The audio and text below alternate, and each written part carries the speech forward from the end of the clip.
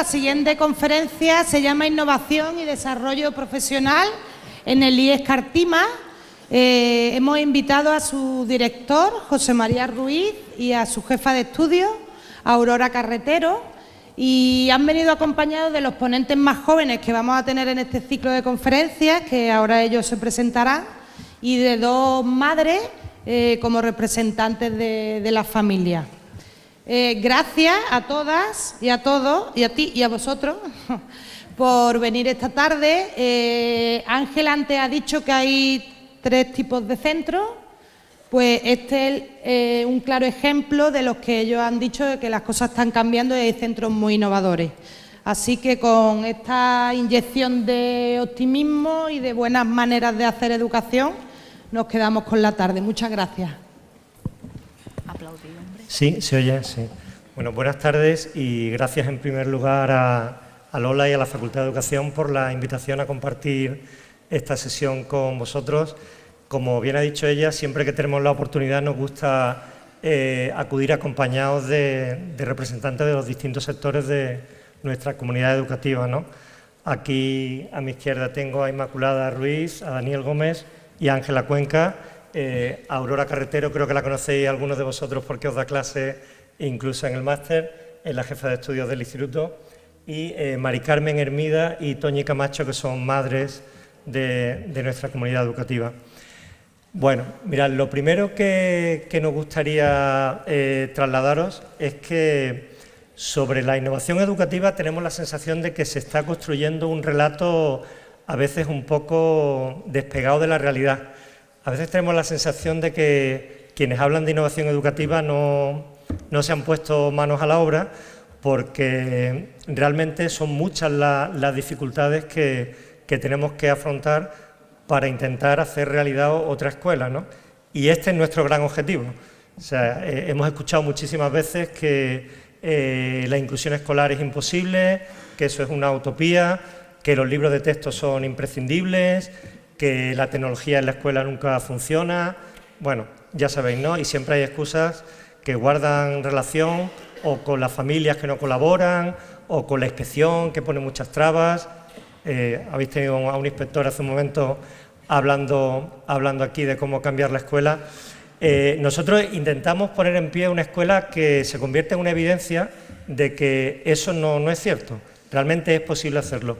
Pero al mismo tiempo, con la misma claridad, tenemos que decir que en el empeño hay que poner mucha energía, mucha paciencia y muchísimo tiempo, ¿no?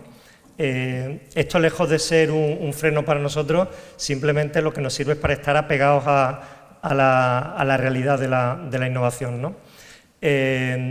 Os voy a dar 4 datos rápidos sobre el centro para que lo contextualicéis. Nosotros estamos aquí cerca en la estación de Cártama. Sabéis que es un municipio que tiene 2 grandes núcleos, Cártama Pueblo y Estación de Cártama, con unos 25.000 habitantes. Nuestro centro empezó a funcionar en 2014, en septiembre de 2014, con lo cual estamos en nuestro 4º año de vida. Este año hemos empezado con cuarto de eso. Somos unos 325 estudiantes, 28 docentes más el compañero de religión, y tenemos los 4 niveles de la ESO más un aula específica. Y bueno, además se da la particularidad de que tenemos alumnado de primaria en el centro, pero no es el momento de explicarlo, ¿no? Mirad, nosotros llegamos a este centro a partir de un proceso de reflexión que abordamos durante 16 meses, un grupo de docentes que estábamos convencidos de que era posible hacer las cosas de otra manera. Nos pasamos 16 meses analizando la realidad de la escuela secundaria y pensando cómo podríamos cambiar lo que no nos gustaba de ella. El resultado de ese trabajo fue un documento que entregamos a la Delegación Territorial de Educación de Málaga y finalmente depositaron sobre nosotros la confianza suficiente para que pusiéramos en marcha el centro, ¿no? Buena parte de lo que hacemos en el instituto tiene que ver con esta reflexión previa, ¿no? Esto es lo que, por ejemplo, en las comunidades de aprendizaje se llama el sueño, ¿no? Nosotros nos dedicamos durante 16 meses a soñar la escuela que queríamos, ¿no?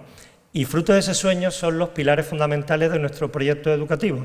Nosotros entendemos que es prioritario tratar de conseguir que la escuela sea inclusiva, aun sabiendo con total certidumbre de que es imposible que todo el alumnado alcance el éxito escolar. Pero esto en ningún caso puede ser un motivo para no intentarlo. Esta es una idea que nos parece clave.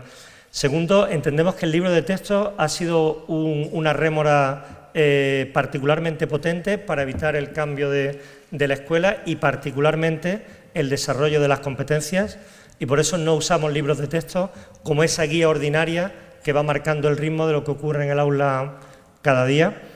A cambio, utilizamos metodologías activas, principalmente aprendizaje basado en proyectos, así como aprendizaje cooperativo, flip learning, en fin. Utilizamos diferentes estrategias metodológicas para conseguir que el aprendizaje tenga más sentido para el alumnado, que es probablemente el gran objetivo, ¿no? Creemos que uno de los grandes déficits de la escuela secundaria es que lo que le proponemos al alumnado no tiene mucho sentido para ellos y nosotros le dedicamos mucha importancia a tratar de conseguir que sea de otra manera, ¿no? Usamos intensivamente la tecnología, pero realmente esta es más una herramienta que un principio, un pilar fundamental de nuestro proyecto educativo. Aún así, lo cierto es que lo primero que uno se encuentra cuando llega al IES Cartima es a un montón de alumnos y alumnas con su tableta debajo del brazo, y esto hace que tengamos la fama de ser un centro muy tecnológico, ¿no? ¿La muestra está ahí? Y aquí tenéis una muestra, efectivamente, de lo que estamos diciendo, ¿no?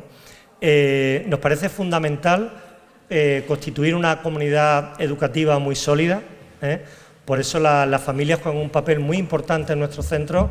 Estas semanas creo que han sido 5 las reuniones a las que os hemos invitado, tienen una paciencia infinita con nosotros, intentamos que formen parte de verdad de la actividad, muchas gracias, del centro. Esto es colaborar. Tenéis ya por ahí, muy bien. ¿Te queda uno a ti? Te queda uno. Muy bien, uno más. Gracias. Muchas gracias. Y dame otra. Muy bien.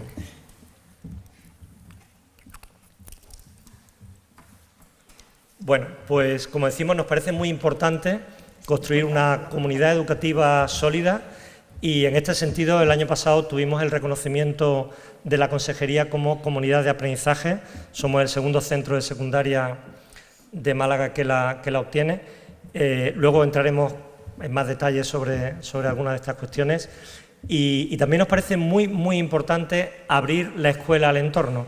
Por esta razón tenemos muchísima relación con la Facultad de Educación, por supuesto, con el Ayuntamiento de Cártama, la Biblioteca Municipal, la radio escolar. Yo creo que vosotros tres habéis participado en el proyecto de la radio, han hecho su propio programa de radio. Este año todavía no ha empezado este proyecto, pero lo hará pronto.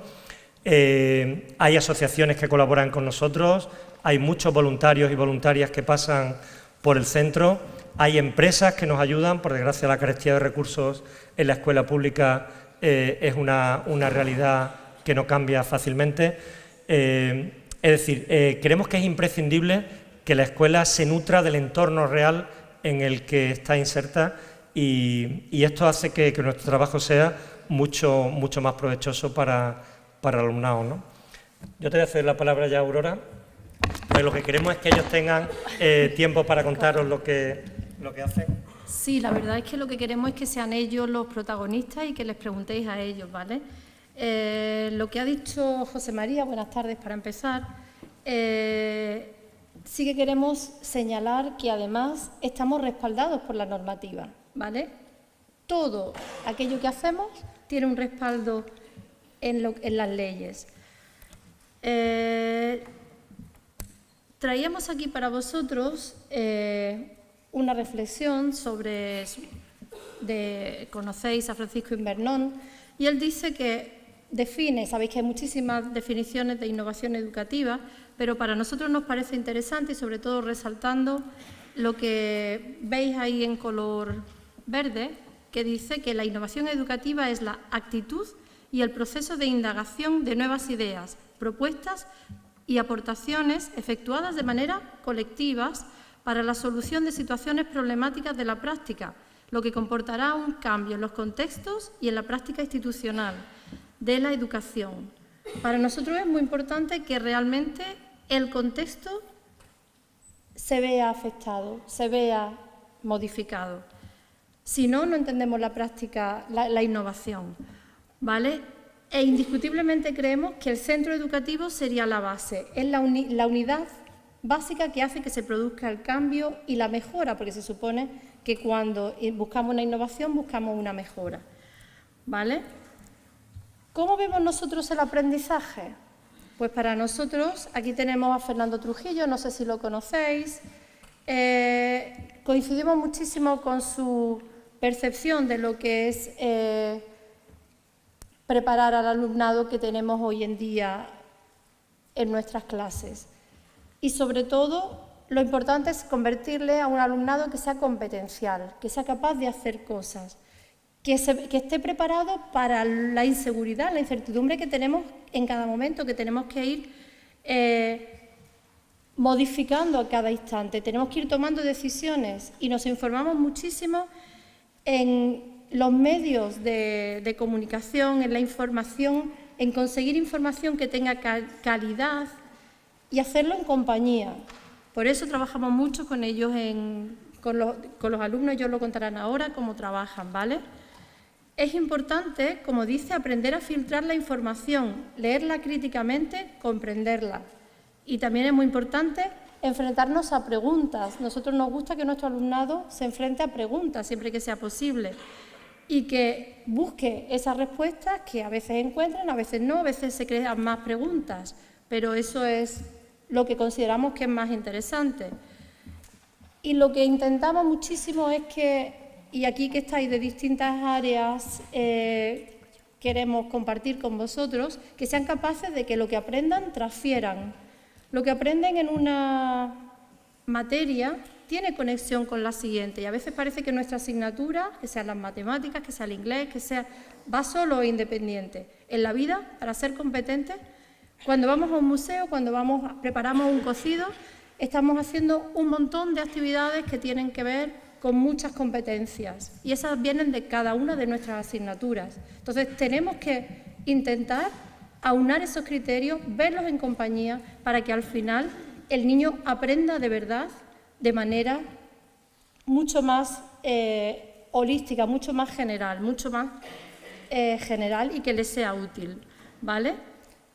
Nosotros coincidimos con esta definición del aprendizaje y creemos que es muy importante reflexionar sobre cómo aprendemos y cómo vamos yendo. Y en una comunidad como la nuestra, pues claramente todos aprendemos de las innovaciones, los alumnos aprenden y por eso están ellos aquí, ellos os van a contar lo que aprenden. ¿Os parece? Pues que sean ellos quienes hablan, ¿vale? Toma. Espera, que te lo pongo. Espero que luego funcione bien y no haya problema.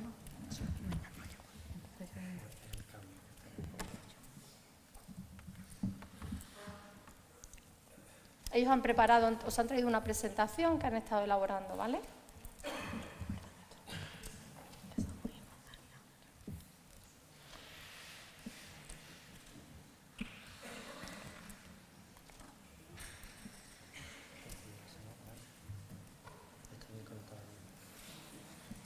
Dale un poquito de tiempo, igual es que tarda. Túmbalo, José María. Ya. La franja azul esa,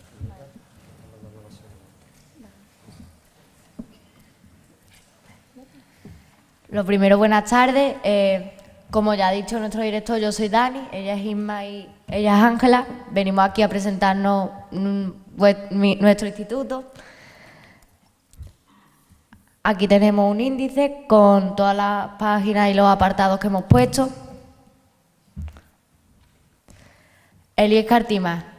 Nuestro instituto es un centro peculiar debido a que la metodología que usamos no es la tradicional, sino que trabajamos base cooperativa, es decir, en grupos.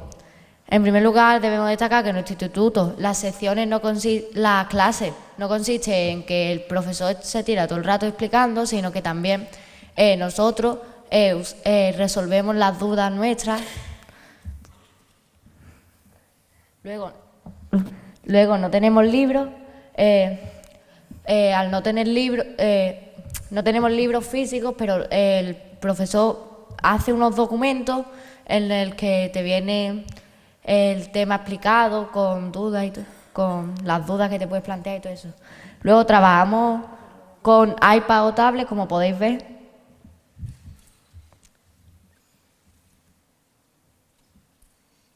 Además, en este centro trabajamos mediante proyectos que pueden ser tanto de una sola asignatura, tanto indisciplinar, es decir, que colabore o todas o varias asignaturas. Antes de hacer estos proyectos es necesario dar un temario para obtener un producto final. Estos productos finales se pueden exponer como en forma de exposición, vídeo, hacemos excursiones, etc. Además, estos proyectos se evalúan con rúbricas. Gracias a esto nos enseñan a trabajar en grupo. Con esto nos aprendemos que no solamente una persona tiene que hacer todo el trabajo, sino que tenemos que colaborar entre todos. Aquí tenemos los roles que solemos usar, que vienen en inglés, pero son el coordinador, el portavoz, el secretario y el responsable de calidad. El coordinador básicamente es el que coordina el trabajo, pero al dirigir no es el que tiene que hacer, manda la tarea y el otro se queda haciendo otra cosa, ¿no? Él tiene que hacer lo mismo. Luego el secretario, el que escribe el portfolio, que lo explicaremos más adelante. El portavoz es el único que se puede levantar a preguntarle dudas a otros compañeros, a los profesores. Y luego el responsable de calidad es el que ve que el proyecto esté bien hecho y todo eso. iPad. En nuestro centro no tenemos libros, usamos iPad ya que nos permiten tener una visión más amplia de los contenidos, ya que podemos buscar la información contrastada con otras fuentes. Luego también lo usamos para hacer proyectos. Utilizamos herramientas como Edpuzzle, Drive, iBooks, Classroom, Documentos, Kahoot, Pages, Hangout, Touchcast, Socrative, Keynote. Esas son las que más utilizamos. Classroom es un aula virtual en la que crean los profesores. Nosotros nos unimos con una clave que ellos nos dan y ahí nos publican proyectos, tareas, notas, avisos, etc. Aquí además se pueden unir nuestros padres para llevar un pequeño control sobre nosotros. En Hangout nos comunicamos con nuestros maestros o compañeros para así poder quedar para hacer proyectos y resolver dudas.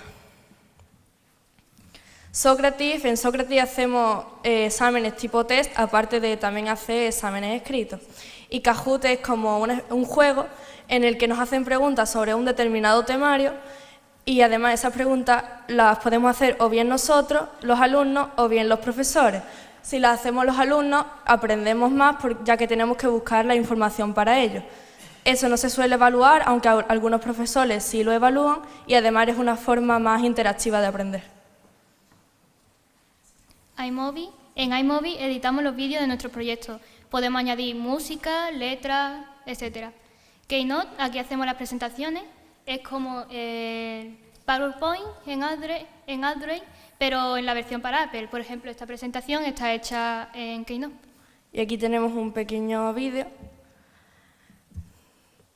de un anuncio que tuvimos que hacer para lengua, patrocinando un instituto.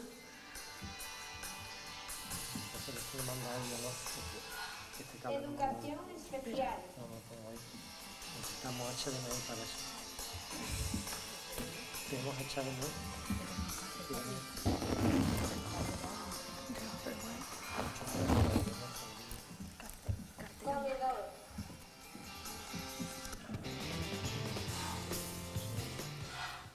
Actividades extraescolares.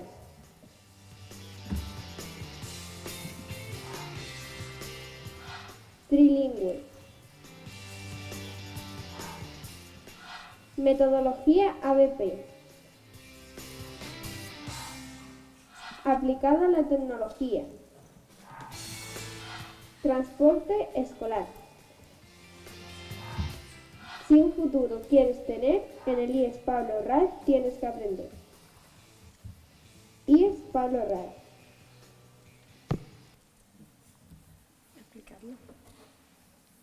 Explícalo, ¿tú vas a explicar? ¿En qué consistió el proyecto? ¿En qué consistió el proyecto? Sí, el anuncio del... Cuéntanos. Este anuncio que acabamos de poner, tuvimos que inventar el nombre de un instituto. Este instituto no creo que esté en ningún lado, ¿no? Claro. Nos lo inventamos, nos lo inventamos nosotros y tuvimos que hacer un anuncio para conseguir que la gente se uniera a nuestro instituto. En documentos nos unimos todos los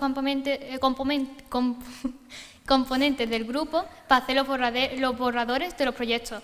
Aquí podemos añadir a los profesores para que puedan ver quién está trabajando o poder indicando nuestros fallos. Drive. Lo utilizamos para poder cambiar de formato los proyectos, así poderlos subir a Calameo.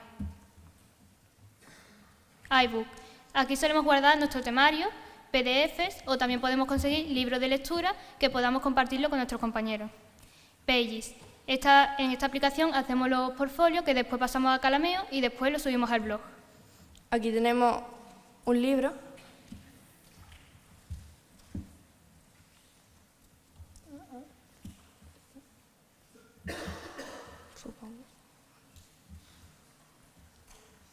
De iBooks que está hecho por nosotros.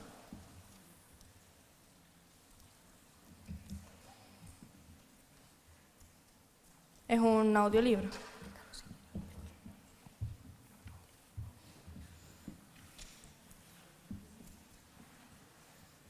ePuzzle, aquí tenemos nuestras explicaciones de sociales explicados en un vídeo. Aquí hacemos una clase invertida, en casa escuchamos los vídeos y en clase trabajamos. Solemos ver los vídeos y en los vídeos sale una pregunta, después sale una nota. La media de la nota, si es un 8 o más, nos dan unas tarjetas que después utilizamos en clase. Toscats es una aplicación que grabamos con Chroma y aquí solemos hacer los proyectos sociales. Por ejemplo, Romanízate o El Tiempo, que ya lo explicará luego mi compañero. Para no poner un montón de proyectos, hemos cogido uno de cada curso. De primero hemos cogido el del tiempo, que consistía en hacer un noticiario del tiempo con la técnica de Tosca y Chroma Key, que consistía en hacer un programa del tiempo explicando cuatro climas, borrascas, anticiclones, las temperaturas y un parte meteorológico de España. Aquí tenemos un vídeo que fue hecho por mi compañera y yo, que...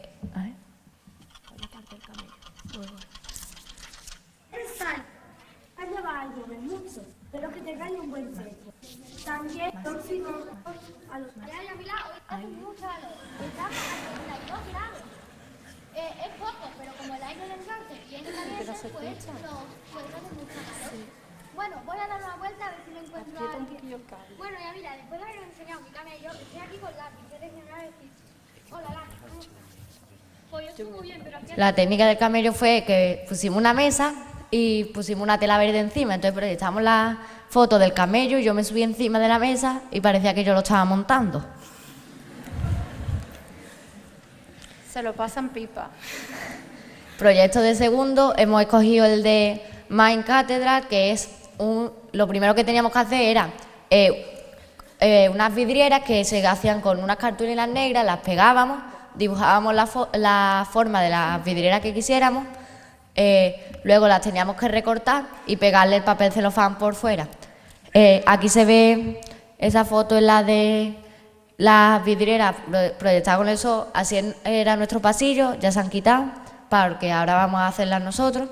Luego, esta parte del proyecto era de social y plástica. Luego teníamos que hacer unas catedrales en Minecraft, que si no lo conocéis es un juego que sirve para construir cosas. En Minecraft hicimos una catedral gótica porque estábamos dando el tema gótico y el renacer urbano de Europa, pues hicimos las catedrales.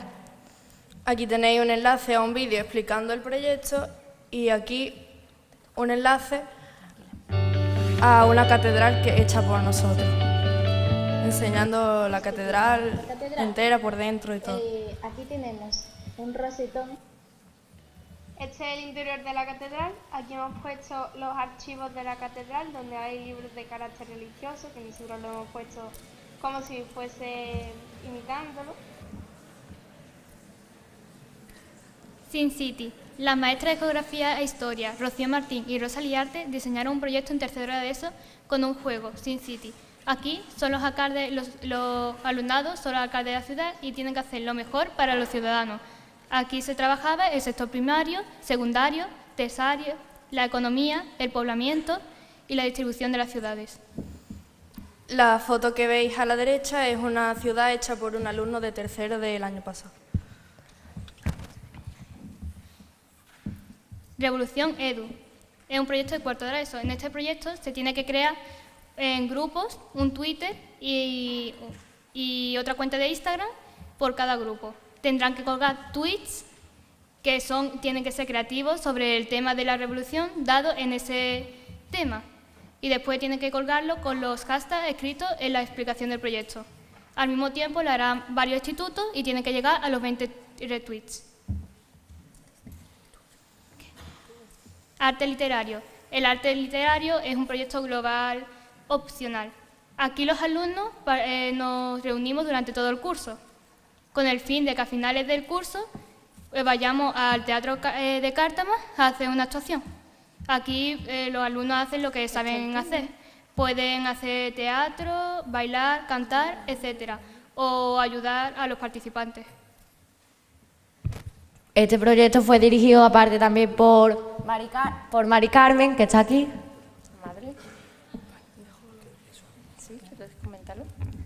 La radio. Este proyecto es otro proyecto global voluntario.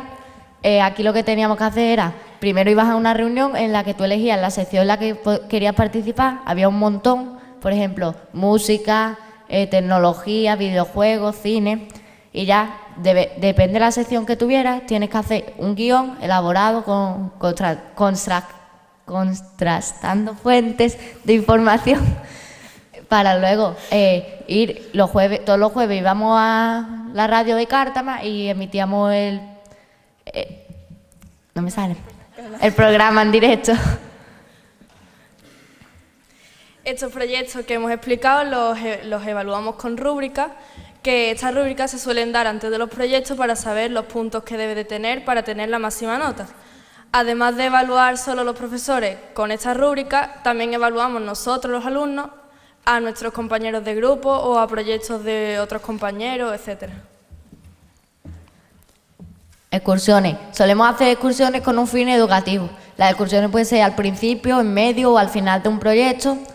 Por ejemplo, ahora vamos a explicar la de la Alhambra, pero también nosotros hace escasas semanas fuimos al cementerio inglés, porque para dar el tema de Halloween con Aurora, fuimos al cementerio inglés y aprendimos distintos vocabularios que después podíamos añadir a nuestros proyectos. Como ya ha dicho mi compañero, hicimos una excursión a la Alhambra, la hicimos antes de hacer el proyecto para obtener más información sobre el sitio, saber más de su arte, cómo es el sitio, etc. Exposiciones. Cuando ya tenemos el producto final del proyecto, lo exponemos en la clase. Así la profesora puede utilizar las rúbricas para evaluarnos. Nuestro compañero también puede evaluarnos por otras rúbricas y así nos hacen preguntas, nos dicen nuestros fallos y cómo podemos mejorar. Un portfolio es como un diario en el que ponemos el trabajo que vamos haciendo cada día. Aquí se pone en evidencia de, como ya he dicho, el trabajo. Y también pueden ver los profesores quién ha trabajado y quién no. Además, también podemos ver si vamos bien de tiempo, si vamos mal, etc. Este portfolio, como ya hemos dicho antes, lo subimos a Calameo y lo publicamos en nuestro blog. Y esta ha sido nuestra presentación, espero que os haya gustado y si tenéis alguna pregunta. Bien, va a salir.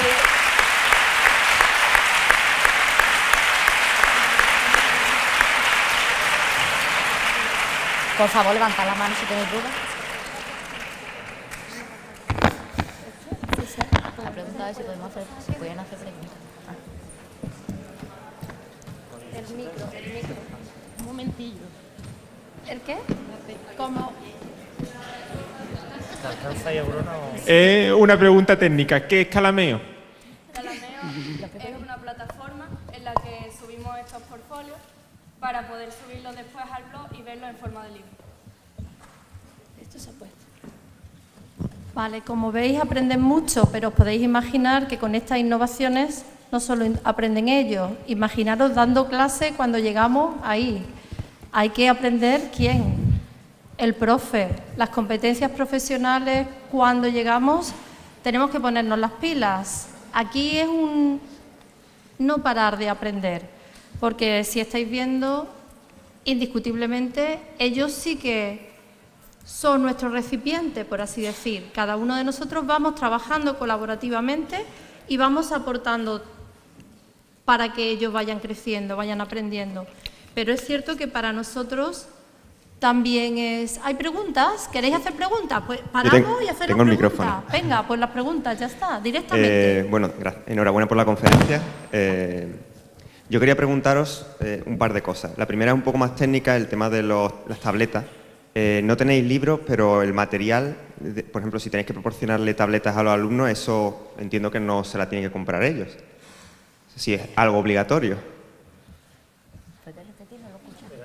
No, esta la tenemos que responder nosotros. Sí. Mira, te voy a preguntar si quieres la versión corta o la versión larga, porque a esto nos gusta llamarlo la rocambolesca historia de las TIC en el IES Cartima.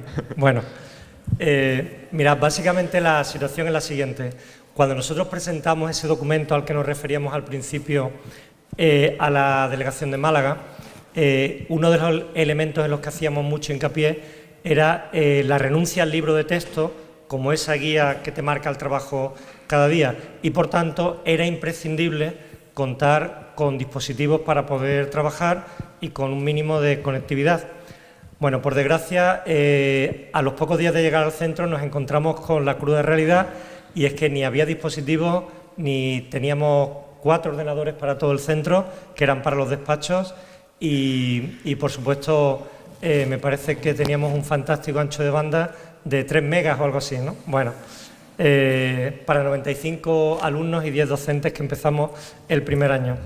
Lo sensato en esa situación hubiera sido marcharse a casa, que es lo que hace cualquier persona que esté en sus cabales. Nosotros decidimos tirarnos a la calle y empezar a buscar ayuda, y la única empresa que nos ayudó fue una franquicia de Apple. Bien. Y claro, hicieron algo muy inteligente, que fue cedernos iPads, un baúl de 20 iPads durante 4 meses. Cuando se acercaba el momento de devolverlos, nos planteamos que teníamos un problema serio si queríamos hacer posible este tipo de proyectos en los que, fijaos, lo más visible es la tecnología, pero detrás de todo eso hay mucha autonomía, hay mucho aprender a aprender, hay mucho trabajo en equipo. Ya lo iremos desgranando durante la sesión. Claro, vimos que la única posibilidad de que el proyecto fuera sostenible es que las familias hicieran un esfuerzo final. Pero en lugar de pedírselo directamente, se nos ocurrió la siguiente idea. Organizamos un proyecto, diseñamos un proyecto que seguimos desarrollando cada año, que se llama Fiesta Final de Trimestre. Y en ese proyecto, el alumnado de primero de ESO, que ha llegado al centro pocos meses antes, tiene que presentar en público lo que ha aprendido, qué herramientas ha aprendido a utilizar. Ahí habéis visto un brevísimo resumen de las herramientas. El alcalde de Cártama, que ha ido en varias ocasiones a esta fiesta, no deja de sorprenderse cuando ven lo que son capaces de hacer en un trimestre, ¿no? Y en la segunda parte de la mañana, el alumnado imparte talleres a las familias, es decir, enseña a las familias lo que es un proyecto OEP, lo que es una rúbrica, porque ellos necesitan, las madres y padres del centro, necesitan saber todo esto para poder hacer un seguimiento de su trayectoria académica. Un comentario habitual en el centro entre los docentes que llegan nuevos cada año es su sorpresa ante el nivel de aceptación y de interiorización del proyecto educativo por parte de las madres y padres del centro, ¿no? Y tiene que ver con este tipo de iniciativas. Bueno, el resultado de aquella fiesta final de trimestre, en la que tendríamos algo más de 200 personas escuchando a los chicos y chicas que había en primero de eso aquel año, y que por cierto hicimos justo antes de las vacaciones de Navidad, un dato importante, y bueno, como a esa edad ya todo el mundo sabe que los Reyes no son 3 sino 2, entonces le dejamos caer a la familia que la verdad es que sería una magnífica idea que cuando devolviéramos los iPads ellos pudieran traer el suyo a trabajar. Nuestra gran sorpresa fue que en el mes de enero, fijaos, estuvimos trabajando 95 alumnos con 20 iPads. A la vuelta de las Navidades, en el mes de enero, llegaron 75 iPads al centro debajo de los brazos de los alumnos y alumnas del instituto. Desde entonces, nunca más hemos vuelto a tener que pedirle a ninguna familia que compre un iPad. Ellos han tomado la decisión voluntariamente. Algún padre o alguna madre ha llegado a comentarnos, que tiene hijos en otro instituto, que a lo largo de los 4 años de la secundaria ha pagado en fotocopias el equivalente al coste de este dispositivo, ¿no? O sea, que ellos comprenden que hay una inversión muy provechosa en la compra de esta tableta. Os garantizo que Apple no financia este tipo de intervenciones, por si a alguien le está cabiendo la duda. Si Google hubiera sido un poco más inteligente, probablemente ahora tendríamos Chromebooks o tendríamos... Pero lo hizo una franquicia de Apple. He respondido a tu pregunta, ¿no? Sí, muchas gracias. La segunda pregunta que quería hacer, esa a lo mejor me la pueden resolver. Perdona, la madre quería apuntar algo. Sí, sí. Yo no quería decir nada, pero lo voy a decir. Aquí es que todo es Yo soy madre de 2 niños que están en el instituto, uno en cuarto y otro en segundo. Y yo fui una de esas madres que compró un iPad de oferta en el Corte Inglés. Y no me he arrepentido, porque las aplicaciones que tiene Apple no la tiene otra tablet. Y lo que me he ahorrado en fotocopias y el libro no tiene precio, porque yo tengo un niño en primaria y me gasto un montón en material didáctico todos los años. Y eso que dan los libros, pero se gasta muchísimo. Como no hace falta que os diga lo que los niños aprenden, porque habéis visto todas las aplicaciones que maneja, son fantásticas las aplicaciones de Apple. Yo soy ama de casa y cuando queráis os enseño lo que es el Classroom, el Page y todo eso, porque lo sé manejar un poquito, no mucho, pero mis hijos me enseñan y además por necesidad. Y hay muchas herramientas que están muy bien. Por ejemplo, Classroom, ¿no? Nos llegan todas las notificaciones de todos los exámenes, de todos los proyectos, si lo han entregado, de todas las actividades, si no han hecho los deberes o no lo han entregado en su día. Y eso en primaria no lo vivo. Cada vez que quiero saber algo de mi hijo tengo que ir a tutoría. Es una ventaja muy grande trabajar con este proyecto y de esta forma, por lo menos para mí. A lo mejor otras personas lo ven de otra manera, pero yo lo veo así. ¿Alguna pregunta? Gracias. Quería comentarle también a los chicos, a lo mejor me lo pueden responder, ¿la evaluación cómo es? ¿Cómo os evalúan?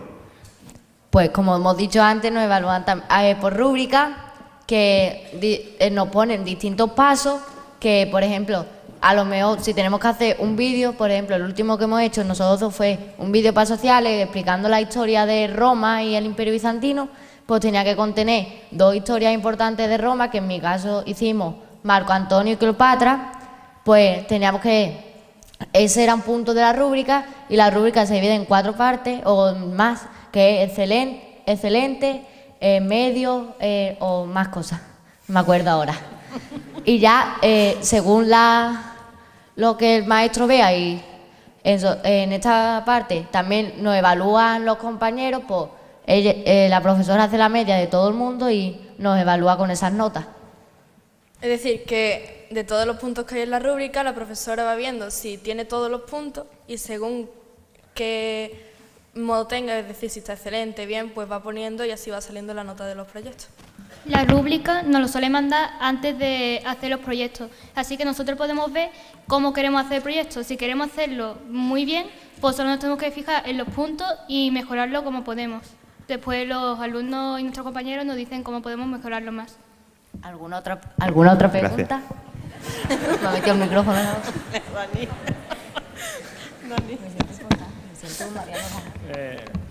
Lo primero, agradecer a todos los exponentes su presencia aquí, en especial a los más jóvenes, porque me imagino yo a vuestra edad dando una charla delante de tanta gente y haría una basura.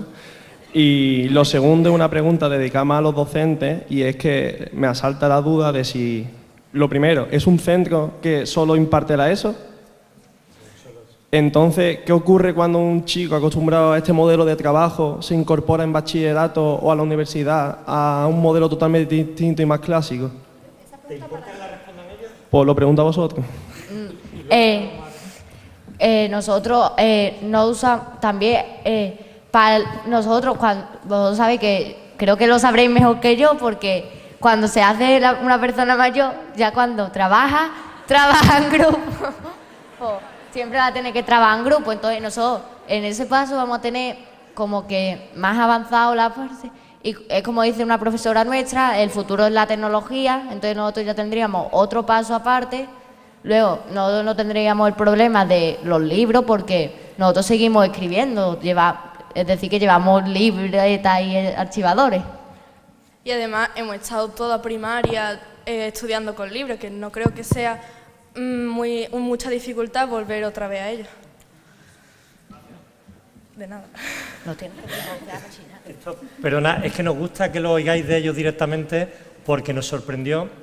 Creo que fue el año pasado en la Facultad de Educación de Granada, le hicieron esta misma pregunta, y como comprobaréis a lo largo de la sesión, es imposible preparar con ellos las respuestas. Es decir, van a salir, y entonces los docentes que acompañaron a aquellos chicos y chicas a Granada se sorprendieron de la naturalidad con la que respondían así, y es que hemos constatado que lo han asumido completamente. Si han sido capaces de cambiar de primaria a secundaria y adaptarse a un cambio tan radical que supone una ruptura frontal de la cultura escolar para el alumnado, para las familias, para el profesorado, y ellos lo viven con la naturalidad que estáis constatando, ¿por qué no van a ser capaces de adaptarse otra vez si les toca afrontar un sistema más tradicional? Pues realmente es una pena. Lo ideal sería que no tuvieran que hacerlo, pero la realidad es que no nos van a dar el bachillerato. Bueno, yo quiero decir una cosa, hay que tener en cuenta que ellos también hacen exámenes, o sea que el método tradicional no está totalmente erradicado, porque también pueden optar al libro digital si quieren, y hay profesores que tienen preparados sus propios PDF. O sea, yo no lo veo tan diferente. Es más fácil, yo creo que va a ser más fácil adaptarse al bachillerato que si fuera al revés, si en bachillerato se tuvieran que adaptar a trabajar en ABP. Opino lo mismo. Pensad cómo trabajamos aquí, si no se parece mucho. Se parece mucho más al trabajo universitario, donde tienes que hacer mucha gestión de tiempo, de trabajo en grupo, de trabajo realmente a nivel de competencias. Ellos están estableciendo desde el principio una autonomía, una manera de funcionar que es que... ¿Otra pregunta? Sí, había una pregunta por aquí, sí.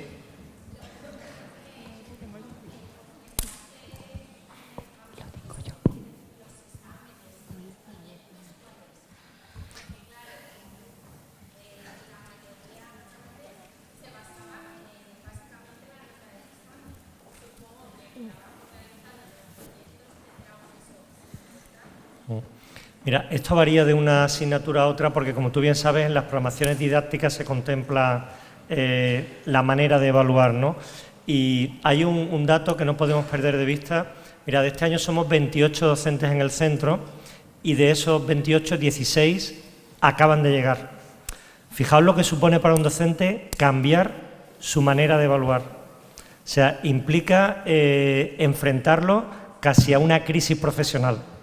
Entonces, os mentiríamos si os dijéramos que todos los docentes del centro desarrollan una evaluación muy competencial. No, se van adaptando poco a poco, y este año, por primera vez, somos 12 los docentes que repetimos con respecto al año anterior. Es la primera vez que ocurre.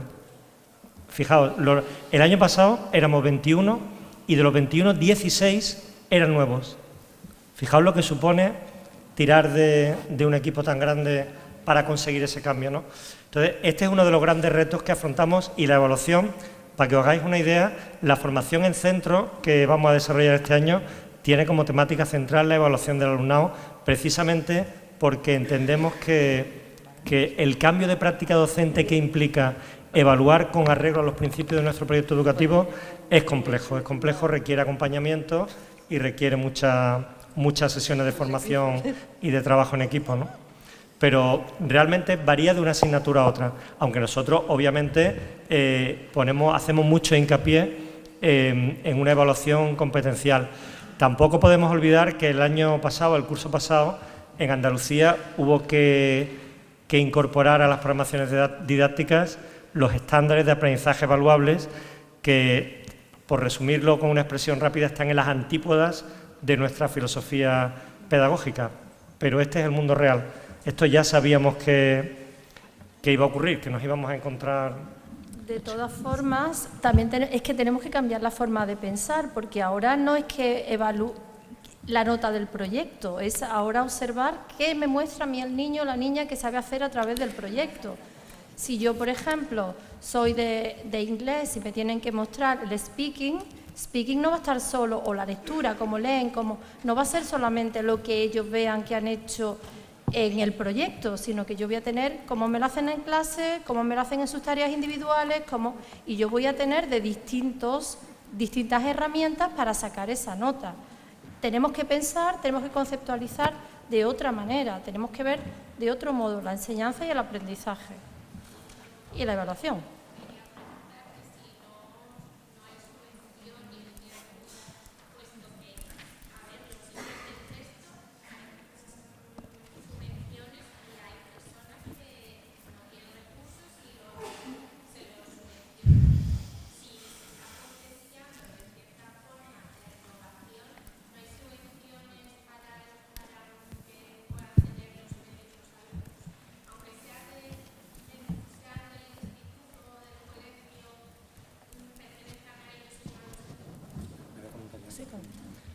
Mira, me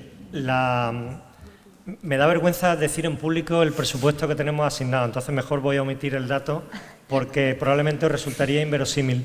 Sí, lo que sí hacemos cada año, y lo hicimos aquel primer año, intentamos que, por ejemplo, la compra del dispositivo tenga una fórmula de financiación cómoda para las familias.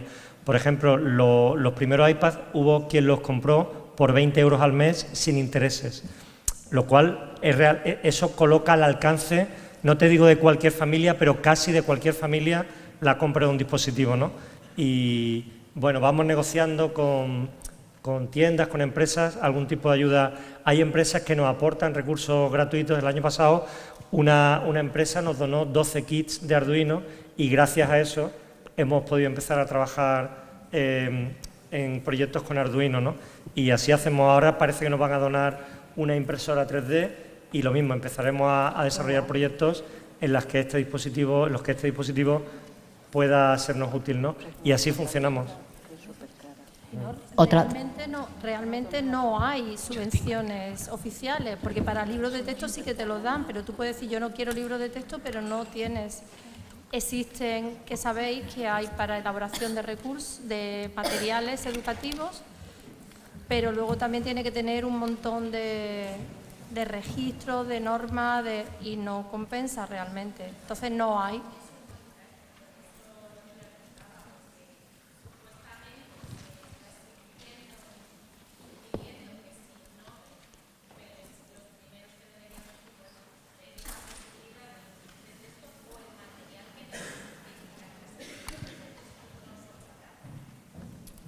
Para nada. Hay un debate muy antiguo en el ámbito de la innovación. Pues todos los docentes que llevan tiempo intentando cambiar la escuela, venimos demandando a la Administración que se pueda utilizar el dinero de los libros de texto para material escolar, pero sabéis que eso es un tabú y yo creo que no hay que explicar las razones, ¿no? Cuando miramos qué editoriales hay detrás y qué grupos empresariales están detrás, es muy fácil entender por qué esto no va a cambiar fácilmente, ¿no? Entonces, la realidad es que hay alguna alternativa, te dan incluso el 30% si desarrollas tu propio material, pero el esfuerzo es gigantesco porque te lo tienen que homologar y entendemos que es preferible emplear ese tiempo y esa energía en diseñar proyectos con los que ellos puedan trabajar en lugar de tratar de conseguir un escaso 30% del 100% que te darían por los libros de texto. En la práctica utilizamos la dotación de libros de texto para negociar con las editoriales, y las editoriales pues nos ponen proyectores, nos ponen puntos de acceso wifi, que es lo que realmente necesitamos. O sea, estamos todo el día sacando recursos de donde podemos, ¿no? Como hacen muchas escuelas, por cierto, no somos la única. Espera, sí, antes de tal, yo no me voy a ir de aquí sin decir algo. Yo soy de las familias que se han trasladado a Estación de Cártama, porque somos unas cuantas, por el instituto, ¿vale? Entonces yo simplemente os quiero decir una cosa, que otra educación es posible, que vosotros como futuros profesionales o presentes de la educación lo tengáis en cuenta, que es duro el camino, que es difícil, pero no imposible, que hay un dicho que es: lo hice porque no sabía que era imposible.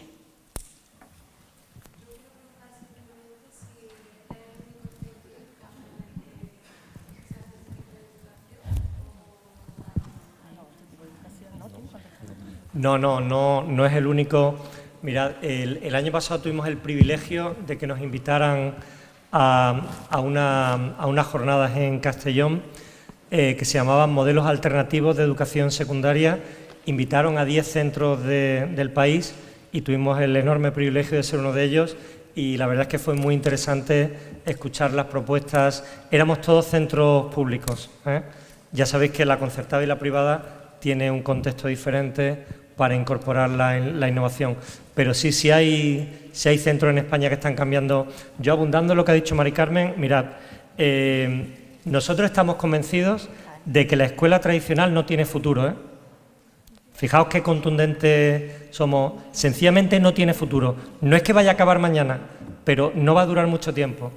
Y no va a durar mucho tiempo no porque no queramos los docentes, sino porque la sociedad está empezando a demandarle a la escuela lo que hasta ahora le demandaba al servicio de salud, a la justicia, a las fuerzas de seguridad. Los ciudadanos y ciudadanas nos están empezando a pedir una escuela pública de calidad, y lo hacen de una manera cada vez más nítida. Mirad, es que hay multitud de evidencias. A mí me llamó la atención una noticia que leí hace un par de años sobre unas plataformas ciudadanas que se estaban constituyendo en la ciudad de Barcelona para exigirle a la Consellería catalana que en cada barrio de la ciudad hubiera al menos un centro con un proyecto educativo innovador para evitar lo que ha tenido que hacer Mari Carmen y su familia. Eran centros, los pocos que había en la ciudad de Barcelona, concentraban una demanda enorme. De hecho, se quedaban muchas familias sin plaza escolar después de haberse mudado para poder optar a dicha plaza. Eso generaba situaciones francamente frustrantes y llegaron al punto de constituirse en plataformas ciudadanas para demandar a la Consellería de Educación catalana. En Castellón me comentaron que ya hay varias plataformas, no solo una, ¿no?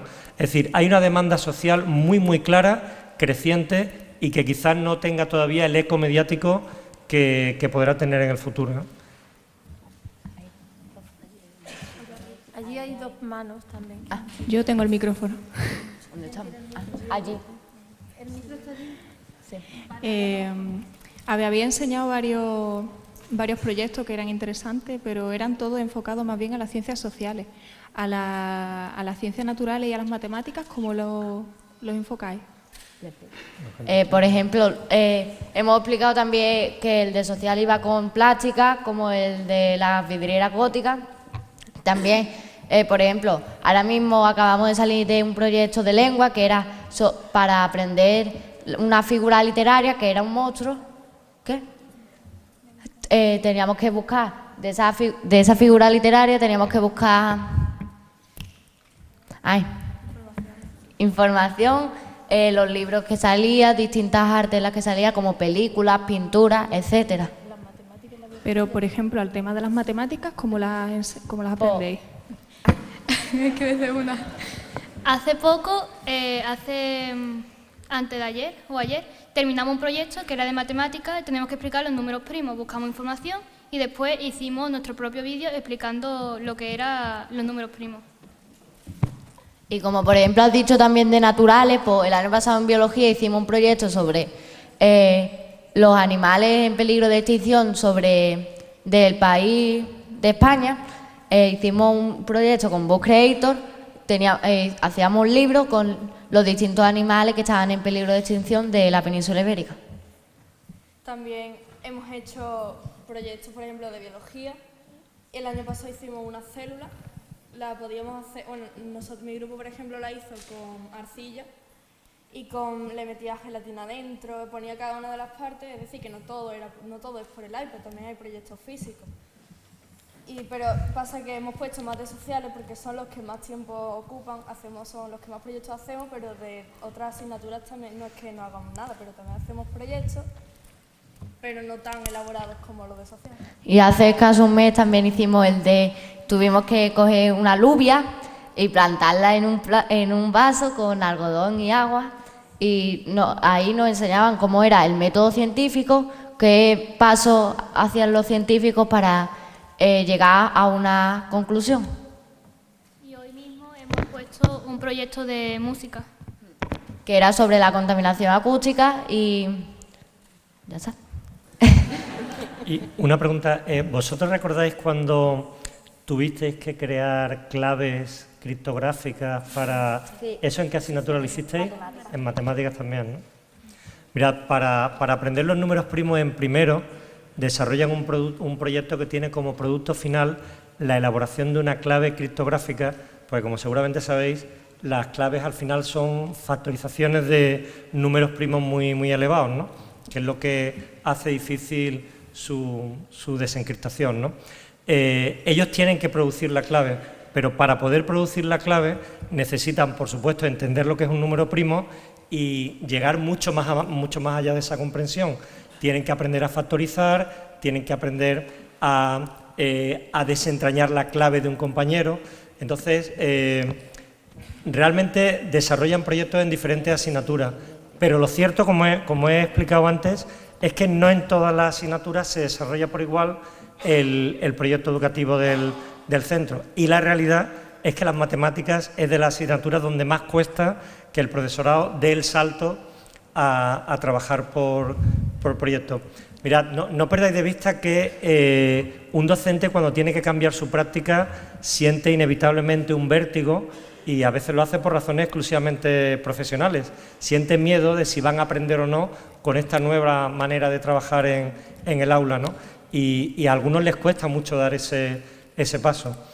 Por esta razón, una medida que aplicamos habitualmente en el centro es que durante una serie de horas a la semana hay 2 docentes simultáneamente en el aula y uno de ellos tiene experiencia en ABP. Al decir de los docentes que pasan por el IES Cartima, esta es la medida más potente a nivel formativo de todas las que se toman en el centro.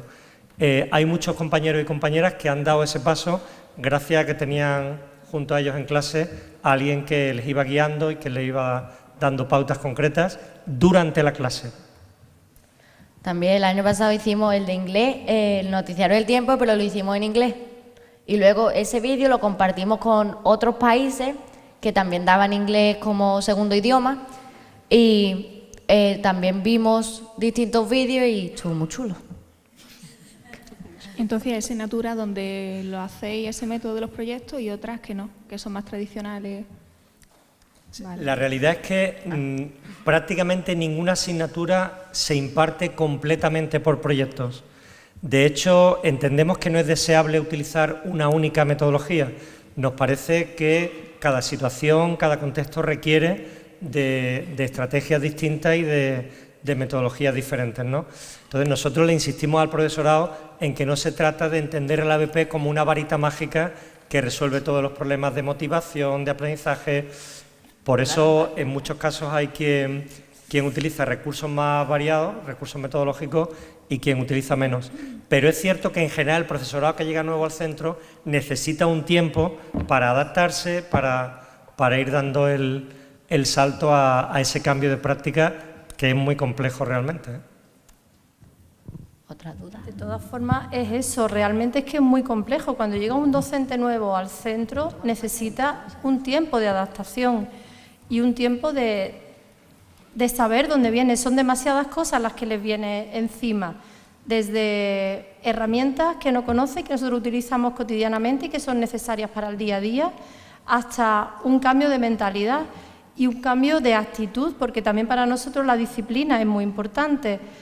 Hay momentos, yo este año me he encontrado con un compañero que yo entraba con él, con el doble docente, como decía José María hace un momento, y me decía, pero es que vienes a... Era yo quien entraba para ayudar, y decía, pero es que vienes a fiscalizarme, es que yo, ¿por qué estás para controlarme?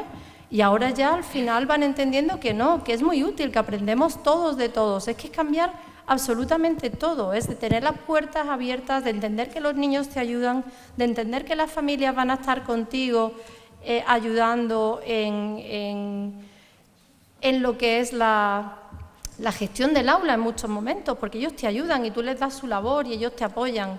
Entonces es un cambio radical de mirada y es un cambio que al final todos sufrimos, pero al final estamos contentos también de ello.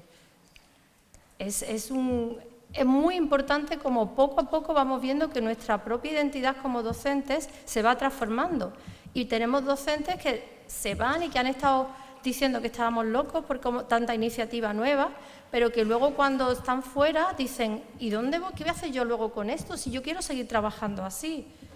Entonces es verdad que es una manera distinta, que innovar es complejo, pero no solamente eso, trabajar con compañeros, trabajar en cooperación, a ellos les ponemos a cooperar, pero ¿y nosotros cómo colaboramos juntos? Si estamos acostumbrados a cerrar nuestra puerta y lo que pasa en el aula es cosa mía y se aprende muchísimo dialogando con el otro, estando con el otro, contándole qué haces, escuchando y viendo qué hace él, qué hace ella. Es un paso que es muy interesante, por eso además en el máster ya os aconsejamos que trabajéis en grupo y trabajéis porque muchos de vosotros estaréis desarrollando ya estrategias de estas, ¿no? ¿Sí, no? Sí.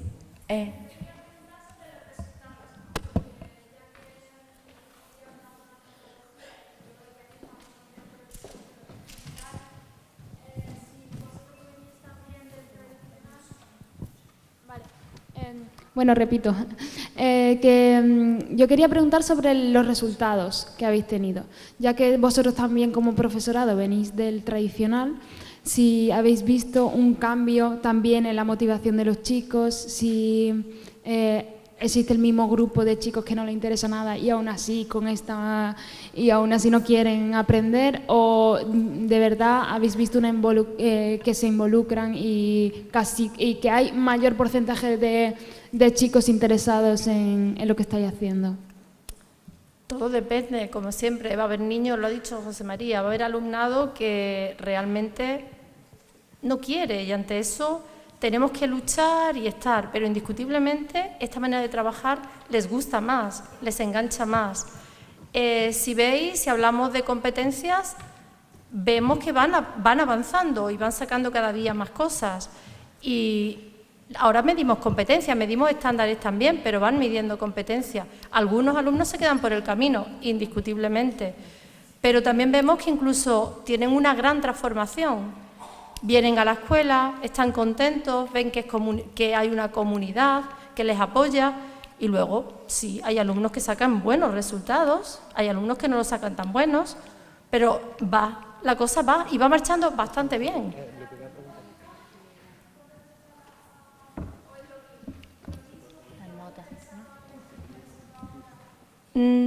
Yo personalmente creo que no. Es que eso es una realidad que es muy compleja. La comparación, ¿cuál es? A ti te dan un grupo de alumnos, te dan un grupo de docentes, te dan un grupo de actividades. Tú mismo puedes tener un grupo que te funciona muy bien y otro que no te funciona tan bien. Comparar es muy complejo. Hay alumnos que van exitosos, que tienen muchas ganas de seguir y de estar, y tú los vas viendo cómo van creciendo. Y hay otros alumnos que no puedes con ellos, pero es porque es así, esa es la realidad, y José María también nos puede comentar. Esta pregunta nos la hacen muy a menudo. Realmente es muy complicado hacer una comparación sin unos parámetros que se analicen con rigor y con una recogida de datos. Nosotros todavía no hemos hecho una evaluación formal y rigurosa que queremos hacer cuando acabe este año el primer grupo, que va a pasar los 4 años de la ESO en el IES Cartima, ¿no? Pero hay algunos indicadores que son muy, muy potentes, ¿no? Por ejemplo, que el alumnado de nuestro centro es mucho más competente que el de la inmensa mayoría de los centros, de eso no hay la menor duda, no porque lo veamos nosotros, porque lo percibe el profesorado que llega cada año nuevo al centro. Es decir, en nuestra escuela lo que está ocurriendo es que el desarrollo competencial es real y no imagináis lo difícil que es eso. Yo os haría una pregunta, ¿a vosotros qué os parece más sencillo? ¿Enseñar la Revolución Francesa o desarrollar la competencia de aprender a aprender? ¿Qué diríais vosotros? Es bastante más difícil que un chico aprenda a una chica a aprender, ¿no? Pues esto es lo que ocurre, que cuando tú vas constatando que ese desarrollo competencial es real, aunque los resultados no sean espectaculares en términos de nota, ya sabéis que el gran problema de todo esto es convertir en un número un proceso extraordinariamente complejo y rico como es el aprendizaje. Pues al final tenemos que poner ese número. Y esos números a menudo no reflejan toda la riqueza del proceso, ¿no? Pero las evidencias son muy, muy claras, ¿eh? El alumnado de nuestro centro es mucho más competente que la mayoría en trabajo en equipo, en competencia digital, en capacidad para encontrar información relevante en Internet, como ha explicado antes Aurora. Bueno, podemos, la capacidad de reflexión que tienen sobre su carácter de aprendiz, yo no la he visto nunca antes en la escuela y llevo dentro de poco, haré 30 años dando clases, o sea que hay indicadores muy claros en este sentido, pero no hemos hecho un estudio riguroso realmente, ¿no? Mira, respecto a eso yo te quería comentar una pequeñísima anécdota que pasó hoy. Le estaba yo comentando a un profesor que es nuevo este año y como casi todos los nuevos entran con cierta reticencia y con cierta, bueno, a ver qué, ¿no? Y algunos cierto rechazo, no vamos a mentir. Y estaba hablando hoy con él y le estaba comentando un comentario que había hecho un alumno de cuarto que no quería ir al viaje de fin de curso y los motivos que daba. Y el profesor dijo, no deja de sorprenderme el alumnado de este centro, por su manera de razonar, de ser, y es un profe que lleva muchos años trabajando, no es nuevo.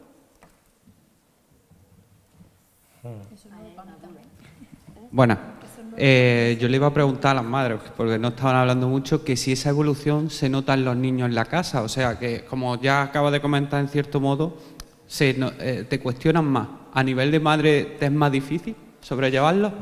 Mira, es que mi ejemplo no es significativo porque yo he educado de otra manera desde siempre. Mis hijos no han estado escolarizados hasta quinto y hasta sexto y antes recibido otra educación porque yo me dedico también al tema educativo. Entonces no es significativo, ellos ya son niños de... Quizá Toñi aquí mejor. ¿Puedes repetir la pregunta?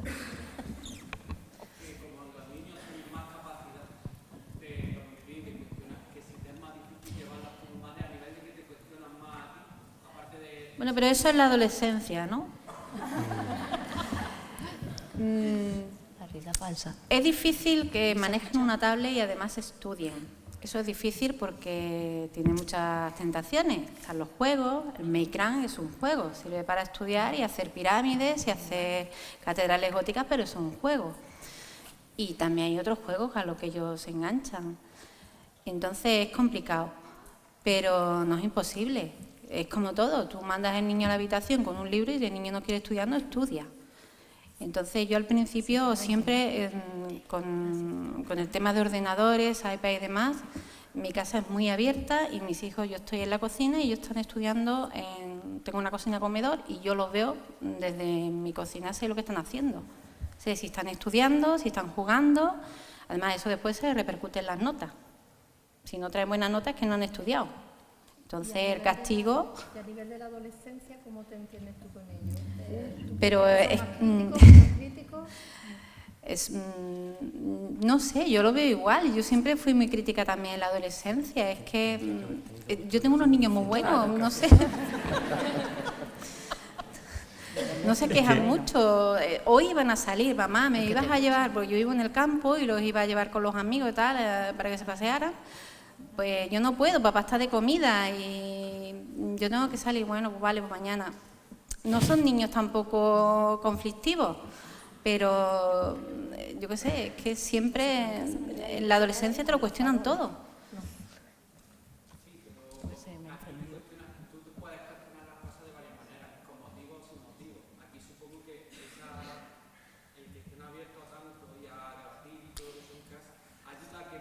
¿Pero a qué te refieres cuando están abiertos? ¿Que tienen el mundo de Internet a su alcance y...? No. En general. Sí.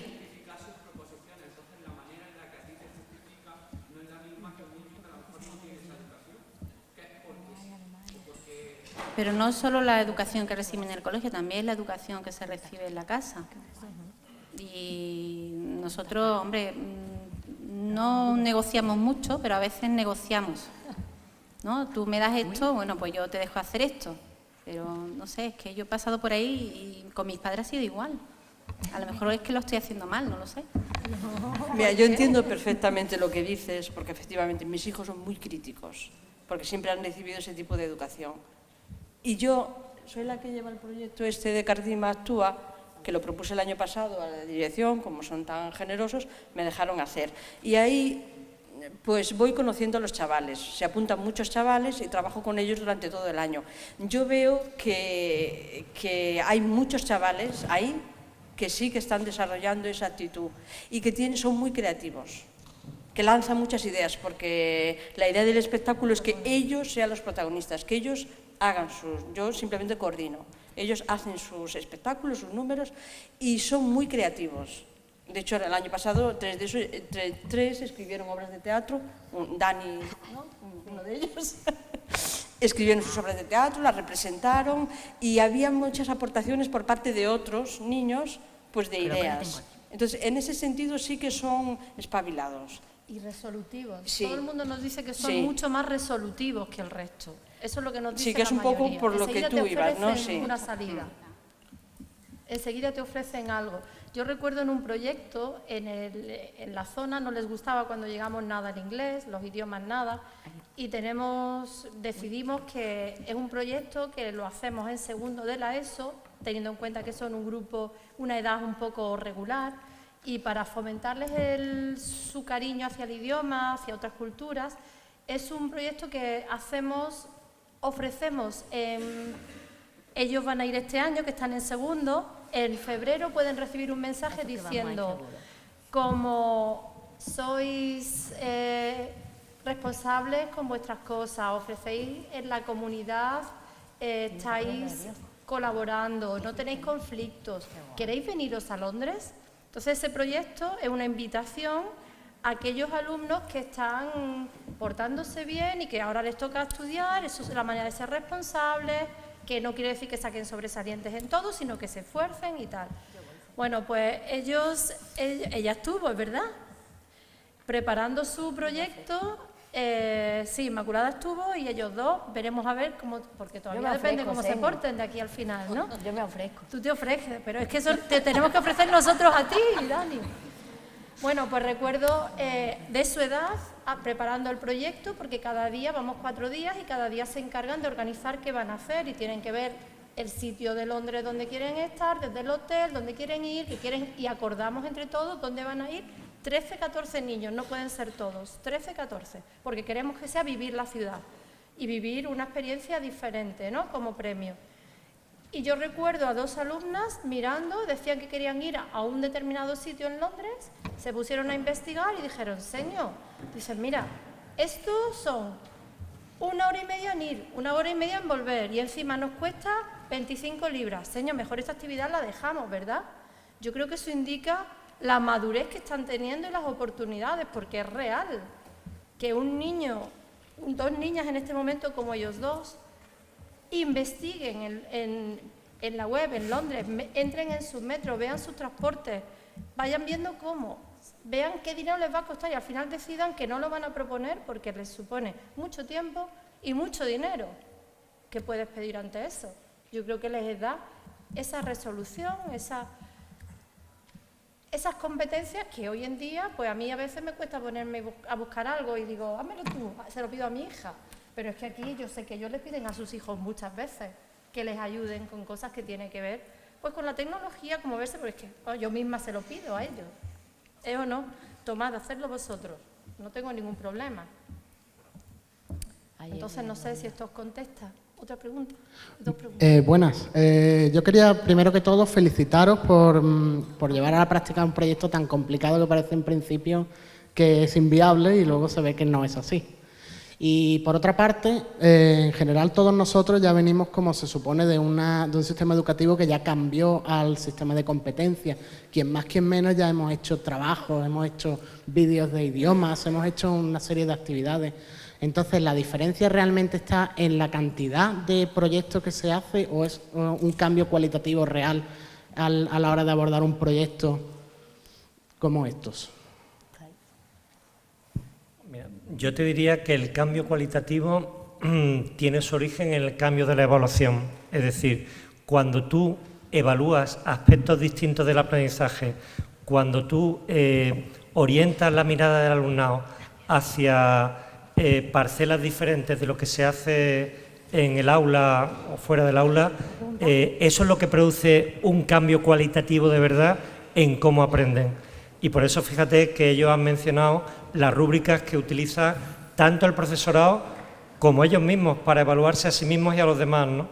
Y esa rúbrica es la que te proporciona una herramienta para decir, pues vamos a poner el foco en cómo integramos a este chico que viene de un entorno más desfavorecido y vamos a ver cómo conseguimos que salga adelante. O pone el foco en cómo conseguimos, trabajando en equipo, conseguir algo que no seríamos capaces de conseguir en solitario. El proyecto que ha mencionado Mari Carmen de Cartima Actúa es un magnífico ejemplo de esto, o el de la radio que antes han comentado ellos, ¿no? Entonces, ese es el cambio cualitativo real, que como se evalúa de otra manera, el alumnado le presta atención a otros aspectos de su aprendizaje. Y esto yo creo que no tiene muchos precedentes en la escuela pública desde hace mucho tiempo, te diría. Bueno, y luego nosotros también intentamos desde el equipo directivo pues potenciar muchísimo el trabajo interdisciplinar. Tenemos equipos, también es verdad que la organización de los tiempos, de los espacios, desde la dirección es importante. Y hacemos mucho por potenciar que los trabajos sean interdisciplinares, los proyectos no sean de una sola asignatura, que está muy bien, pero que conllevar el que nos impliquemos distintas asignaturas para que ellos vean precisamente eso, que cuando aprendemos hay muchas cosas ahí que se pueden valorar. Pasa que eso también es cierto que nosotros mismos tenemos que irnos formando y tenemos que irlo viendo y conociendo al equipo. Se trabaja con el equipo que tú te vas conociendo. Nosotros llevamos ya trabajando 4 años, es mucho más fácil. 4 años codo a codo aquí en el centro. Cada vez que van llegando compañeros nuevos, tenemos que irlos sumando, escuchando un poco cómo son, cómo ven, para que el cambio sea realmente todavía más profundo. Buenas. Primero, muchas gracias por la conferencia. Tenía unas preguntas para ellos, si son tan amables. De experiencia de educación física, ¿qué proyecto habéis hecho? Porque habéis comentado de lengua, de inglés, de historia.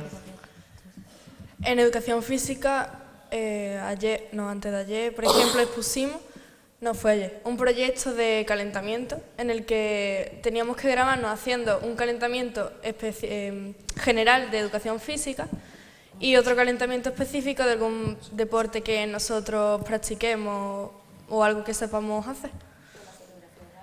O una coreografía que tuvimos que hacer para Halloween, para bailar delante de tercero y cuarto. En primero nos hicimos uno de las cualidades... ¿Qué? Hicimos uno de las cualidades físicas, es decir, flexibilidad, resistencia... Y teníamos que hacer una presentación como esta, pero no poníamos texto. Tú te grababas haciendo los distintos deportes que se hacían para... Ay. ¿Qué? Los ejercicios para poder... los ejercicios en los que resalta esa capacidad. También hicimos uno de bádminton, que tuvimos que, cuando aprendimos más o menos a jugar a bádminton, tuvimos que grabarnos explicando cómo se sacaba y cómo se jugaba al bádminton. Que, por ejemplo, los proyectos también, este proyecto que yo he explicado del calentamiento también tiene su parte teórica, es decir, que no es solamente práctico, también tuvimos que explicar ejercicios anaeróbicos, aeróbicos y varios puntos más. Y luego ellos en segundo hicieron ¿qué hiciste? Lo de subirse uno encima de otro, la pirámide. Acropor.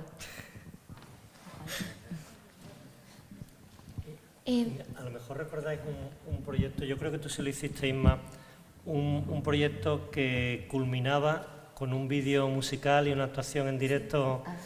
Había, lo digo como ejemplo, de proyecto interdisciplinar en la línea que comentaba Aurora, en el que participaba la educación física. ¿Tú te acuerdas cómo empezaba aquel proyecto, Isma? Contar un poco. Primero dimos un temario de los versos y poemas en lengua. A partir de eso tuvimos que hacer una poesía, elaborar una poesía. Antes un haiku, ¿te acuerdas? Lo primero fue un haiku. Es verdad. Primero tuvimos que elaborar un haiku, a partir de eso elaboramos la poesía. Después esa poesía tuvimos que convertirla en una canción. De esa canción tuvimos que hacer un videoclip y además tuvimos que hacer en educación física un baile para bailarlo en la fiesta de Navidad, ¿fue? ¿O fin de curso? ¿O en la fiesta de fin de curso? El producto final fue... Llegaron a grabar un vídeo también. Sí. Uno. Y el vídeo con la canción. Uno de los productos del proyecto fue un vídeo. El gran producto final fue una especie de gala de los Grammy en el que cada grupo hacía su coreografía, cantaba, bailaba, en fin. Y ahí jugó un papel muy importante la educación física. Yo quería preguntar, antes en la conferencia anterior se ha hablado un poco también del tema del acoso escolar y quería preguntaros cómo vivís esto en vuestros centros y si veis que la metodología que usáis vosotros del trabajo cooperativo ayuda a resolver este problema. ¿Cómo lo vemos? Espérate. ¿Cómo lo vemos en qué sentido? El acoso escolar, ¿cómo...? No sé, yo la veo bien. En este instituto la verdad es que veo que no hay muchos problemas. Es verdad que hay, como en todos los centros, hay algún niño que siempre va a ello, pero los profesores rápidamente lo solucionan. Pero en general todos nos llevamos bien, nadie juzga a nadie ni nada. Aparte, para lo del acoso escolar también, cuando nosotros hay una sección de mediadores que se empiezan primero, que hace, creo que escasa semana, yo fui a una formación de mediadora allí en Serralba y lo que nos explicaban cómo era cómo mediar, cómo orientar. Había distintos talleres, por ejemplo, su hermana entró a Psicolach, yo entré a una de discordia de género y sexualidad y había un montón de talleres en los que te explicaba la mediación. Por ejemplo, nosotros hacemos, si un turno en el recreo, si vemos a una persona sola, pues le decimos qué te pasa y todo eso. Y luego para un conflicto lo que hacemos es, si se pelean dos personas, pues lo primero es llevársela. Una persona, las dos personas, separarlas, nunca vayas uno solo porque tú no puedes enfrentar a dos personas, hablar con dos personas a la vez. Tienes que llamar a otro mediador y os lo dividís. Por ejemplo, tú le preguntas qué te pasa, qué ha pasado. Escuchas las dos versiones, con las dos versiones ya va al orientador, se los pone, se lo explica y ya entre el orientador y el equipo directivo deciden lo que se hace. Bueno, yo quería hacer una pregunta sobre el proyecto de centro. Aquí. Sí, habéis comentado, los profesores que llegan nuevos, que se encuentran con esta nueva metodología, me parece estupenda, que súper innovador que se haya podido poner en todo un centro, porque yo conocía casos de clases experimentales en las que he estado, pero no sabía que se había podido desarrollar en un centro así totalmente, ¿no? Entonces, estáis hablando de los profesores que llegan nuevos, que se tienen que adaptar, y los proyectos que hacen vuestros alumnos en el centro, entre ellos, pero no veo que haya forma de que tengáis relación con otros centros que no tienen esta metodología que podéis exportar y que podrían verla para poder empezar ellos a ir adaptándose. Porque si ellos no lo viven, a lo mejor no son capaces de visualizar esto. Nosotros como futuros profesores podemos encontrarnos con que podemos ir a este centro y aprender, pero si vamos a otro que tiene otra metodología y no podemos cambiarla, si no se hace desde la dirección y si no han visto ya el sistema que utilizáis. No sé si lo hacéis. Hombre, sí que lo hacemos. La normativa es lo primero que te lo dice, ¿de acuerdo? Pero segundo es que nosotros desde donde estamos no solamente tenemos las actuaciones que salimos, nosotros compartimos lo que hacemos por todos los sitios. En nuestro espacio web se comparte, pero también lo compartimos en formación del profesorado, moviéndonos y prestando formaciones a centros concretos de formaciones en centro. Pero yo me refería más concretamente a los alumnos. Ellos se mueven, porque eso es lo que más mueve, que uno vea lo que hace otro de su edad. A veces eso impulsa que el colegio, que es su centro, también quiera hacer eso. Sí, hemos puesto en contacto a nuestro alumnado con alumnado de otros centros en diferentes situaciones. Incluso algunas veces nos consta que alguna iniciativa que ellos han improvisado ha llamado la atención de compañeros. Por ejemplo, se me ocurre ahora mismo la Semana de la Ciencia y la Tecnología del Parque Tecnológico, que es una actividad muy demandada, pues solamente pudo ir un número muy limitado de alumnos del centro. Y a alguien se le ocurrió retransmitir toda la sesión por FaceTime para el alumnado de nuestro centro que no había podido ir. Con lo cual, y un docente en clase, gestionando que aquello fuera viable, es decir, tratando de hacer la experiencia lo más parecida posible a estar en el parque tecnológico, en el aula en la que se estaba trabajando. Pues por lo que nos contaron otros alumnos que había en aquel momento allí, vieron con verdadero interés esta idea que se le ocurrió a un chico del centro, ¿no? Digamos que no lo hacemos de una manera planificada, pero con mucha frecuencia nos piden, sobre todo nos piden visitas al centro. Nosotros recibimos con mucha frecuencia visitas de docentes, a veces acompañados por alumnos. Por ejemplo, hace un año y medio aproximadamente, un colegio de Archidona, el CEIP San Sebastián, vino pues con unos 60 niños y niñas, calculo yo, y organizamos un concierto precioso. Venía un asesor del CEP de Antequera que tiene un espectáculo que se llama Cumbaquié, y con instrumentos musicales de muy diferentes tradiciones a lo largo del planeta, pues montamos un concierto entre nuestro alumnado de secundaria y estos chicos de primaria, ¿no? O sea que ocurren muchas situaciones, pero realmente no lo planificamos. La verdad es que no lo planificamos, sino que cuando surge la ocasión... No es que hagan actividades... A ver, yo me refiero, por ejemplo, una relación con otro centro, que mis alumnos hagan una actividad y los otros hagan otra, no están interactuando entre ellos, no están haciendo esa actividad juntos. O sea, han preparado su actividad en su centro y la exponen al otro centro, la exponen a los otros alumnos. Pero ellos trabajan colaborativamente entre ellos, pero de momento no ha habido esa opción de trabajar colaborativamente en un proyecto con otros alumnos de otra clase, de otro centro, y juntos que les evalúen a cada uno su actividad. Se ha hecho puntualmente, pero el ejemplo más claro de esa colaboración que tú mencionas ha ocurrido en el propio centro, por visitas que hemos recibido. Pero no... Por estar con grupos alemanes se ha hecho claro. También, han tenido actividades que han trabajado por... ¿Como un intercambio o algo así? No, pero por Skype. Vale, por Skype, vale. Trabajando por Skype, un grupo y otro sí que han hecho actividades comunes, colaborativas, donde tenían que hacer temas de idiomas y tal. Sí que se ha hecho, pero realmente, así como tú estás planteando, esporádicamente ha sido. No ha habido... Ahora teníamos en mente trabajar con... Sabéis que los alumnos el tema de tránsito, ¿no? Para preparar el alumnado que viene de los colegios de primaria cuando pasan a nuestro centro, ellos van y les cuentan lo que hacen, es una manera de integrarlos.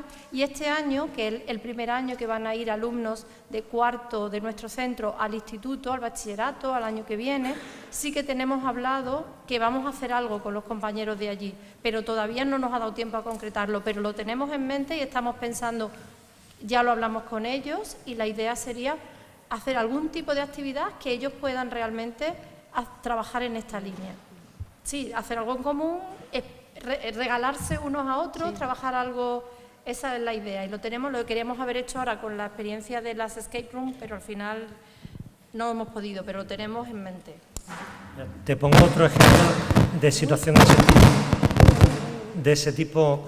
Mira, el año pasado, dando una formación a profesorado del otro instituto de la estación de Cártama, cuando empezaron a plantear posibles proyectos, un docente de lengua comentó que él estaba trabajando con su alumnado en la audiodescripción de una serie de cortometrajes, ¿no?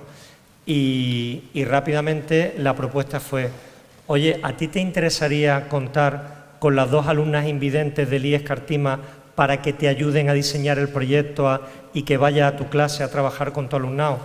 Fue una experiencia inolvidable para estas 2 chicas. Sintieron que ellas eran capaces de ayudar. De hecho, pusieron una foto preciosa en su web con todo el alumnado de la clase, agradeciéndolas con un ramo de flores que les regalaron. Es decir, que surgen situaciones y las aprovechamos, pero no lo planificamos. Es decir, no tenemos la intención deliberada de que se produzca ese contacto. Entre otras razones porque, en fin, son tantísimos frentes los que tenemos siempre entre manos pero es una idea muy buena, realmente es una idea muy buena. A menudo decimos que el alumnado es el gran embajador de la innovación.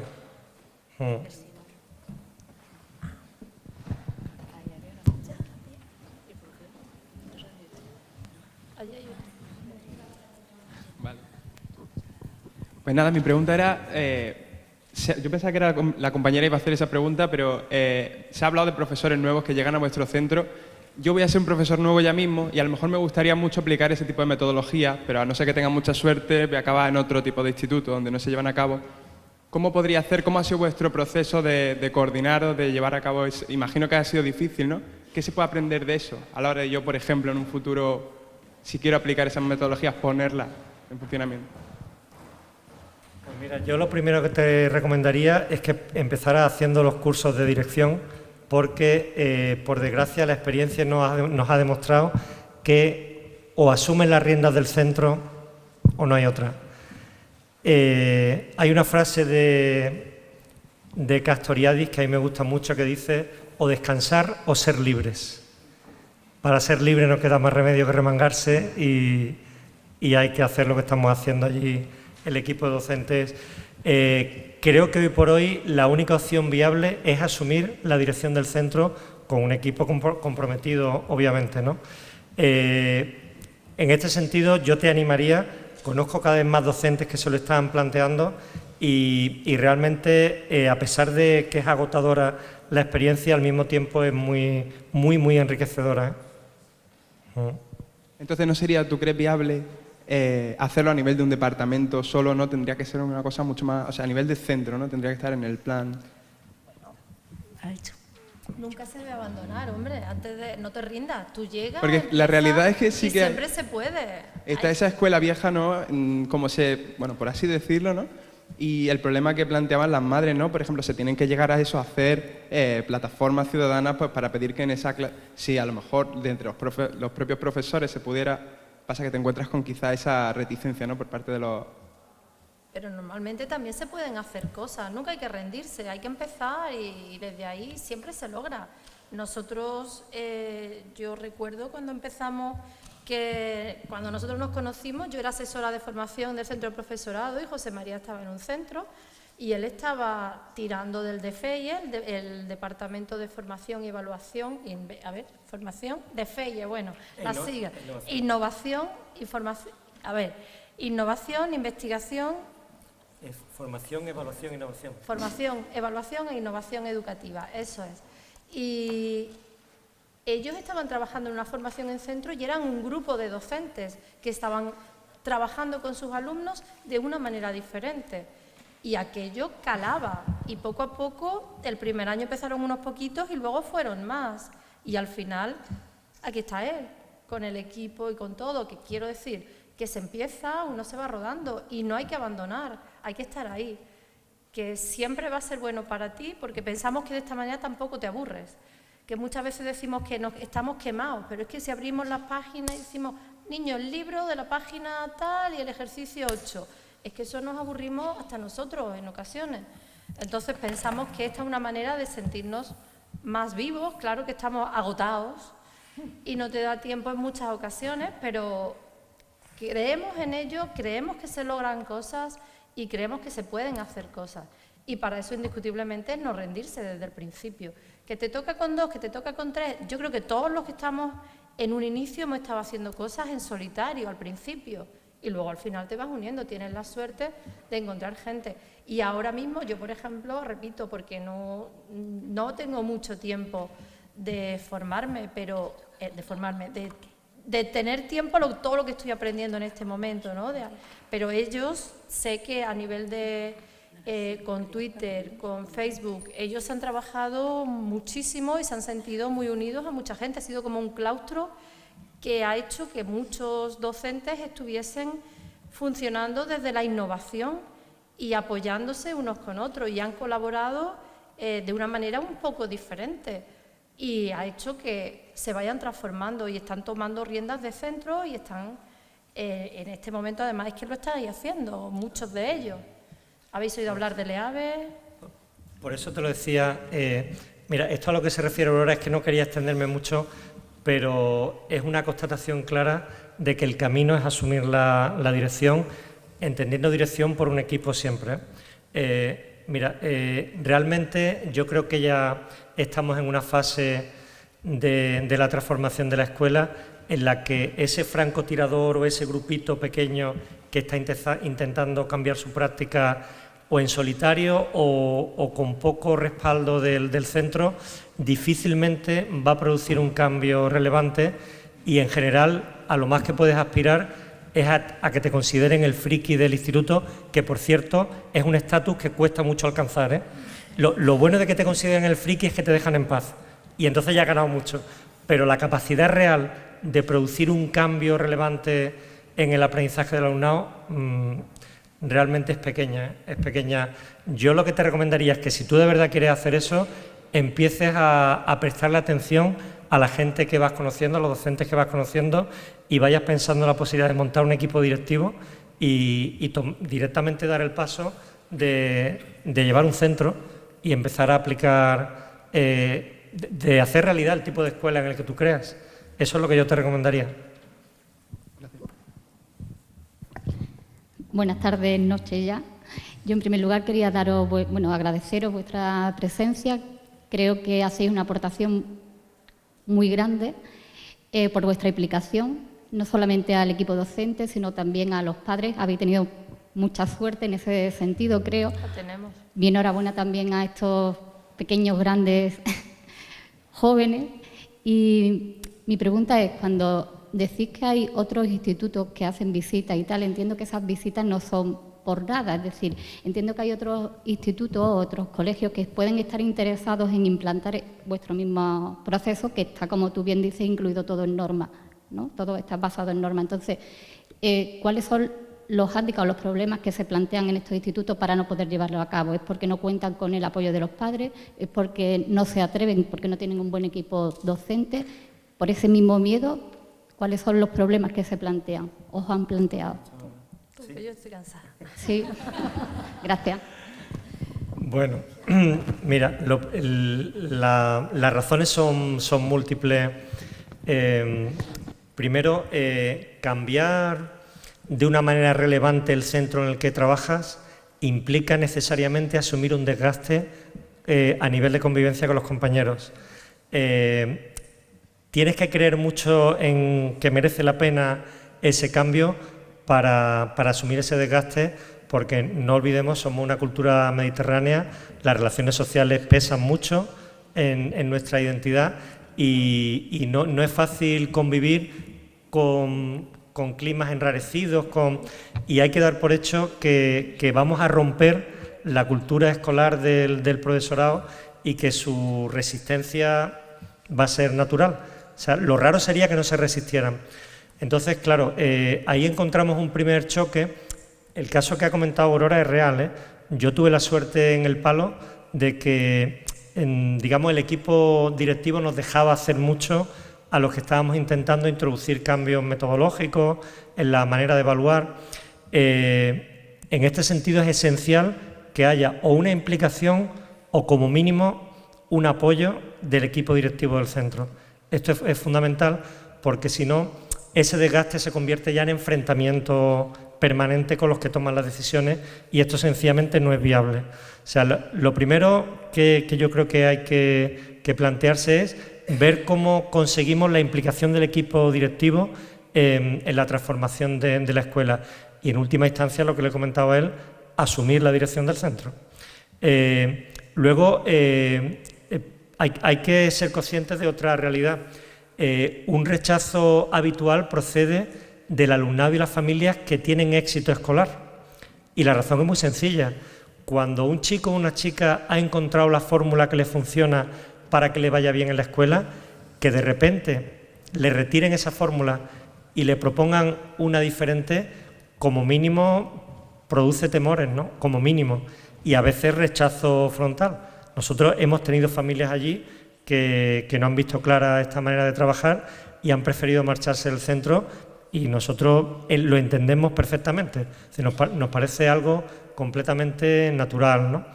Es muy importante lo que ha comentado Aurora. Mirad, todo lo que hacemos en el IES Cartima tiene respaldo legal, absolutamente todo. Y la razón es muy sencilla. Como somos conscientes de que estamos sacando de su zona de confort al profesorado, a la familia, a la administración, bastaría con que alguien acudiera a la inspección a denunciar algo que hacemos para que nos tumbaran pilares fundamentales del proyecto educativo, ¿no? Esto no todo el mundo lo comparte, ¿eh? Mira, yo tuve un debate intenso en la Institución Libre de Enseñanza en Madrid, no hace 2 años todavía. Había una directora madrileña, uno barcelonés, otro bilbaíno y estaba yo también. Y nos partimos en un 50%.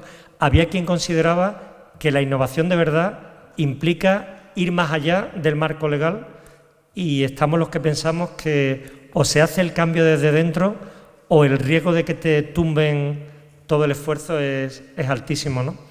Entonces es muy importante ser muy conscientes del marco legal en el que te puedes mover para abordar esa transformación, lo que implica estudiar en profundidad la normativa, ¿no?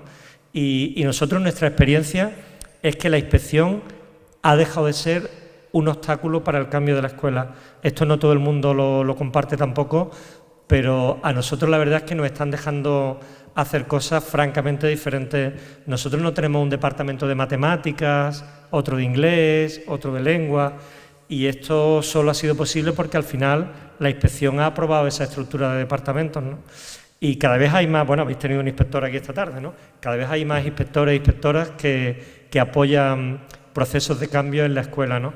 Con lo cual esto no es un obstáculo real hoy por hoy. Luego las condiciones materiales en las que se trabajan en los centros no ayudan en absoluto.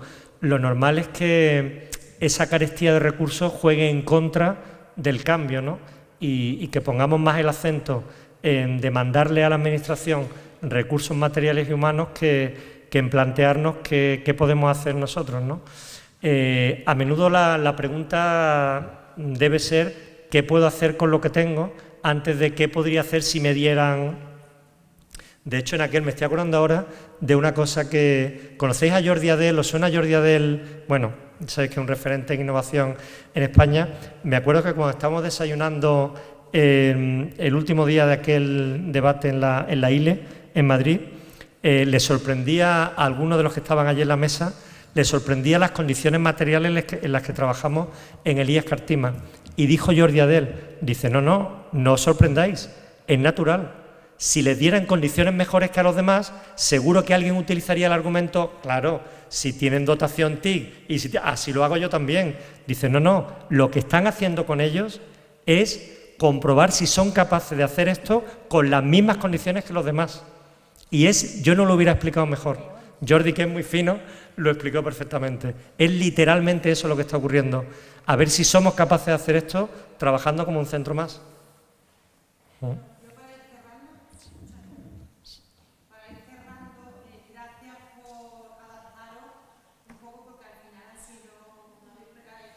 no importa. No pasa nada. Me gustaría cerrar antes de que ya cada uno dijera algo para finalizar. A mí me gustaría saber, este ciclo se llama la profesión docente.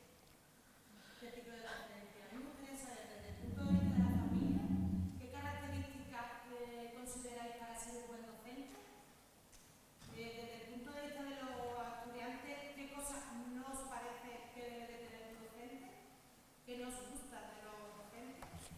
Y por último, para cerrar, me gustaría un poco ver cuál es vuestra opinión de lo que hoy día hay que entender como la profesión docente. ¿Empiezo yo? Bueno, yo como madre le pediría a los docentes que se implicaran con los niños, porque es como dice Aurora, al ejercicio de la página 8. Eso al final al niño le termina aburriendo. Hace poco uno de mis hijos hizo un proyecto de naturales, que tenía que plantar una habichuela, que creciera, le salió preciosa, y él, era sobre la fotosíntesis, la tenía que explicar, y lo explicó estupendamente. Después llega el examen de naturales y lo suspende. Entonces, no sé, eso es en primaria. Veo yo que hay como mucha distancia entre una cosa y otra. Cuando tú haces un proyecto, se trata de que el niño lo aprenda todo en global, que es lo que en este centro hacemos, en el Cartima.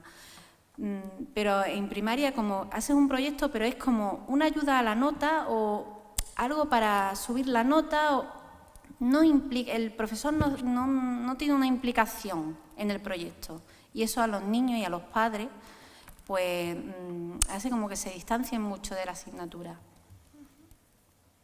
Es muy difícil, pero no es imposible, ¿no? Hay gente que ya lo está haciendo. ¿Qué le pido yo a un docente? Le pido capacidad de observación, de observar a esas personas que tiene delante, con las que está trabajando, de ser consciente de que son diferentes cada uno, de respetarlos y de tratarlos como personas. Y paciencia. Mucha paciencia. No, paciencia con la vida, paciencia.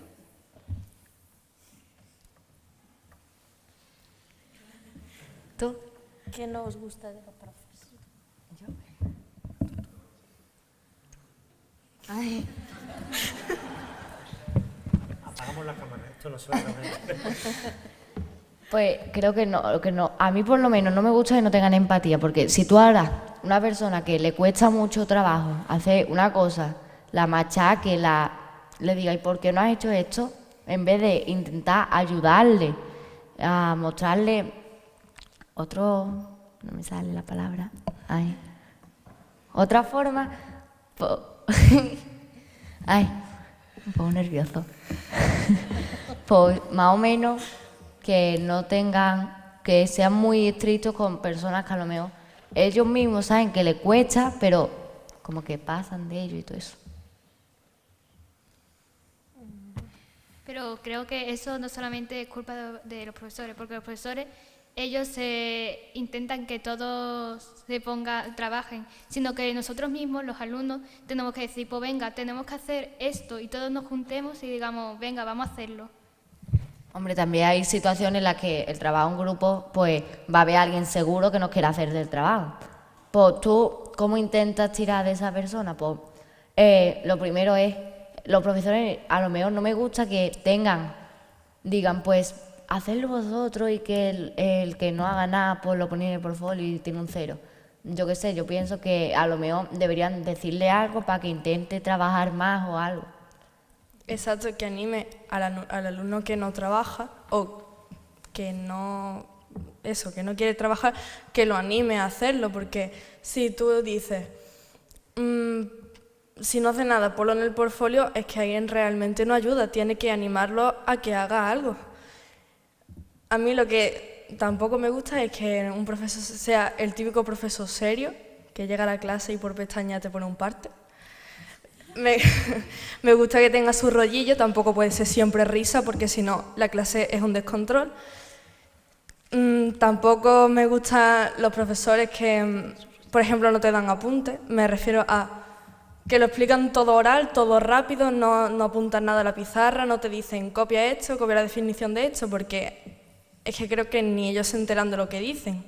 Es como si yo empiezo a explicar aquí ahora, no sé, algún tema así rápido, al pie de la letra, y tú así escuchando toda la hora, es que básicamente no te enteras de lo que ha dicho cuando ha empezado. Entonces, pues prefiero tomar apuntes de todo lo que vaya diciendo y que él los anote para saber más o menos, tener evidencia de que lo hemos puesto bien como él lo ha explicado. En sí también que tenga una línea, no queremos tampoco un profesor que sea demasiado bueno porque pasa de los niños chillan y todo eso, pero tampoco, por ejemplo, en el instituto tenemos un profesor que es el de música, pues él es estricto cuando tiene que ser estricto, pero gasta todas las bromas que tú quieras. Pues entonces te hincha de reír con él, pero aprende con muchísimos más profesores que o son muy serios o son muy... Ya me entendéis.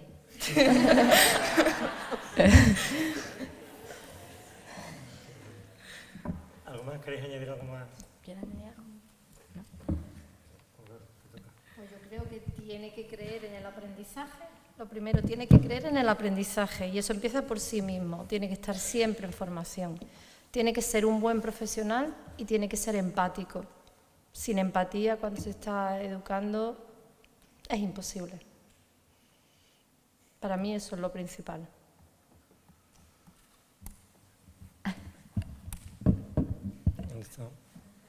Sí, añado yo algo más, sí. Bueno, yo creo que yo en la profesión docente creo que hay un componente de compromiso que es inevitable y si uno no consigue encontrarlo, haría muy bien replanteándose su futuro profesional o uno se compromete con la actividad docente o difícilmente va a conseguir algún día algún resultado relevante. Probablemente será capaz de que su alumnado resuelva ecuaciones de segundo grado o localice un país en un mapa, pero educar va de otra cosa. Es algo bastante más complejo y que mueve algo dentro de las personas, ¿no? Hay que creer en esa visión de la educación para ser un buen docente. Y luego, algo que por desgracia en secundaria es particularmente difícil, no forma parte de nuestra cultura escolar, la visión del equipo. Nosotros a menudo nos gusta hablar del nosotros, ¿no? Del entender la escuela como nosotros y no como yo. Esa capacidad de ceder para encontrar acuerdos, para trabajar juntos, que inevitablemente es mucho más laborioso, más complejo que trabajar en solitario, ¿no? Yo creo que un buen docente hoy día debe asumir esta perspectiva del trabajo colectivo y del trabajo con los demás, ¿no? Hemos respondido. Sí. Pues, a vosotros. Muy bien, pues muchísimas gracias.